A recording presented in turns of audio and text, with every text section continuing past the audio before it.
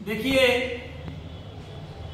आज की हमारी जो प्रेस कॉन्फ्रेंस है वो इसलिए है कि आज से 2 दिन पहले हर्ष जी का एक गांव का दौरा हुआ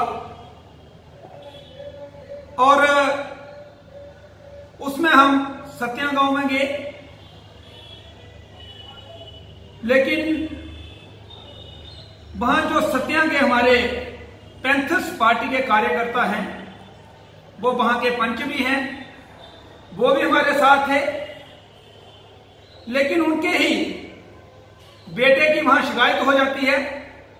वो टीचर हैं कि इन्होंने जो पॉलिटिकल एक्टिविटी में इन्वॉल्व है, जबकि वो उधमपुर में है और उनकी ड्यूटी जो है एग्जाम ड्यूटी चल रही थी।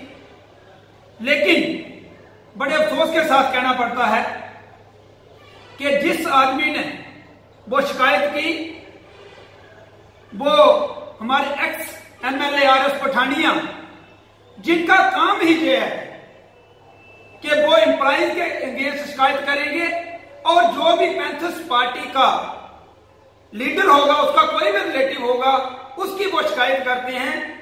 तो मैं आपके माध्यम से ये बता देना चाहता हूं कि एक मछली जो है वो पूरे तालाब को गंदा करती है। पिछली एमएलए की इलेक्शन जो 2014 में हुई, इन्होंने 365 आदमियों की शिकायत की, एम्प्लॉइज की, और इस बार फिर इन्होंने शुरुआत की है। तो मैं आपके माध्यम से जे रामनगर की जनता को बताना चाहता हूं, मैं जे रामनगर के एम्प्लॉइज को बताना चाहता हूं कि इनका काम ही ये है कि शिकायत करना। लेकिन ये होशी राजनीति है, इस राजनीति को आप नहीं कर सकते हो। हर्ष देव जी 18 साल एमएलए रहे, 18 साल, उसमें 3 साल वो एजुकेशन मंत्री रहे, लेकिन कोई एक सिंगल एम्प्लॉय ये बता दे कि हर्ष देव जी ने किसी की शिकायत की हो, चाहे वो इलेक्शन टाइम हो, चाहे वो इलेक्शन के बाद हो। लेकिन जब कोई हमारे वर्कर्स को, उनके रिलेटिव को तंग करेगा तो फिर मजबूर होकर हमें बोलना पड़ता है। तो मैं आज यही कहना चाहता हूं कि जो ये बीजेपी वाले शिकायतें कर रहे हैं, इन शिकायतों को बंद किया जाए। इसमें जब भी सफर करेगा एम्प्लॉय करेगा। इनके साथ कितने एम्प्लॉय हैं वो हमें भी पता है, लेकिन हम होशी राजनीति नहीं करते हैं। हर आदमी किसी ना किसी के साथ जुड़ा हुआ होता है, वो उसका अपना काम है। हम किसी को जबरदस्ती अपने साथ नहीं चला सकते।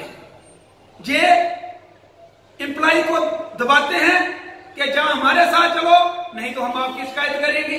और जो इनके साथ चलता है, कोई जो इनके कहने पे चलता है, उसको ये कुछ नहीं कहते हैं।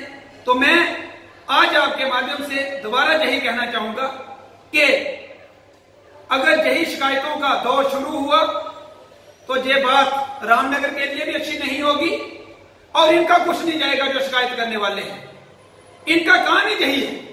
जब ये एमएलए नहीं थे तब भी ये शिकायतें ही करते थे, जब एमएलए रहे तब भी शिकायतें ही करते रहे, और जब इनके अगेंस्ट कोई बोलता है तो फिर वे चलाना शुरू कर देते हैं। देखो जी, पैंथर पार्टी वाले ये कर गए, पैंथर पार्टी वाले वो कर गए। जब ये एमएलए नहीं थे तो एक हफ्ते में 100 आरटीआई देते थे जी। इनकी रोजी रोटी ही आरटीआई पे चलती थी।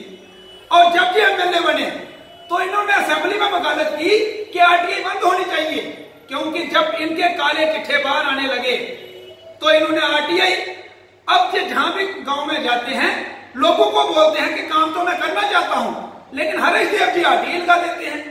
तो मैं इनको पूछना चाहता हूं कि क्या आप चोरी कर रहे हो जो आपको आरटीआई से डर है? लेकिन जिस भी काम की शुरुआत होती है वो इनकी तरफ से होती है। आरटीआई की शुरुआत की तो इन्होंने हमें सिखाया आरटीआई क्या होती है। इन्होंने अपने जो दौर में जब हर्ष देव जी एमएलए थे, मुझे आज भी पता है कि कोई ऐसा पैंथर्स पार्टी का वर्कर नहीं बचा जिसके खिलाफ इन्होंने शिकायत नहीं की, जिसकी इन्होंने इंक्वायरी नहीं करवाई। और जब अपनी बारी आई अब चलाते हैं। और आज इलेक्शन अभी शुरू ही हुई है तो इन्होंने अपनी कार्रवाई दोबारा शुरू कर दी और एम्प्लॉइज के अगेंस्ट शिकायतें दोबारा शुरू कर दी। लेकिन अगर इन्होंने ये सिलसिला बंद नहीं किया तो मैं ये कहना चाहता हूं कि अगर हमारी तरफ से कुछ हुआ तो फिर ये चलाएंगे, लेकिन हम इनकी तरह राजनीति नहीं करने आए हैं। हम एम्प्लॉइज के अगेंस्ट राजनीति करने वाले नहीं हैं। सारे एम्प्लॉइज हमारे हैं, सारे लोग हमारे हैं। हम किसकी शिकायत करें? ये शिकायत कर सकते हैं ये जबरदस्ती लोगों को चलाना चाहते हैं अपने साथ। हम जबरदस्ती चलाना नहीं चाहते हैं। हम ये चाहते हैं कि लोग अपनी मर्जी से चले। किसी को जबरदस्ती हम ये नहीं कहें कि आप हमारे साथ चलोगे तो ही आप बच पाओगे, नहीं तो हम आपकी शिकायत कर देंगे। लेकिन ये पावर पूरी उम्र नहीं रहती है। मैं इनको कह देना चाहता हूं कि ये अब एक्स एमएलए हैं और मैं दावे के साथ कहना चाहता हूं कि कभी दोबारा एमएलए नहीं बनेंगे, क्योंकि एक बार मोदी जी के नाम पे ये बन गए, लेकिन दूसरी बार ये किसी के नाम पे बनने वाले नहीं हैं। और अगर यही हिसाब इनका रहा तो आने वाले टाइम में इनकी जमानत जब्त हो।